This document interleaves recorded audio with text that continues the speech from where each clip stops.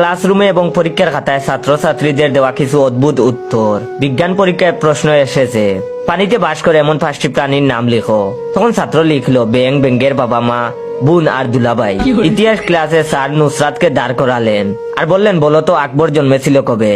তখন নুসরাত বলল, স্যার এটা তো বইয়ে নেই। তখন স্যার বললেন, কে বলেছে বইয়ে নেই? এই যে আকবরের নামের পাশে লেখা আছে 1542 থেকে 1605। তখন নুসরাত বলল, এটা জন্ম মৃত্যুর তারিখ। আমি তো ভেবেছিলাম ওটা আকবরের ফোন নম্বর, তাই তো বলি। এতবার ট্রাই করলাম, রং নম্বর বলে কেন? যুক্তিবিদ্যার ক্লাস চলছে। তখন শিক্ষক বললেন, মনে করো আমি টেবিলটা ছুঁয়েছি, টেবিলটা মাটি ছুঁয়েছে, সুতরাং আমি মাটি ছুঁয়েছি। এভাবে একটা যুক্তি দেখাও তো। তখন সুমাইয়া আর রেদওয়ান হাত তুললো।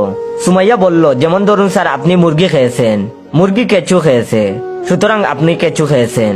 আর রেদওয়ান বলল, মনে করুন স্যার আমি আপনাকে ভালোবাসি, আপনি আপনার মেয়েকে ভালোবাসেন, সুতরাং আমি আপনার মেয়েকে ভালোবাসি। শিক্ষক রিমাকে বললেন, বলো তো রিমা সবচেয়ে হাসি খুশি প্রাণী কোনটি? তখন রিমা বলল, হাতি স্যার। তখন শিক্ষক বললেন, কেন? তখন রিমা বলল, দেখেন না স্যার, হাতি সব সময় খুশিতে তার দাঁত বের করে রাখে। এবার শিক্ষক সালমানকে বললেন, তুই কি বলবে, ডায়লগ নাকি প্যারাগ্রাফ? তখন সালমান বলল, ডায়লগ বলবো স্যার। তখন শিক্ষক বললেন, ঠিক আছে বল।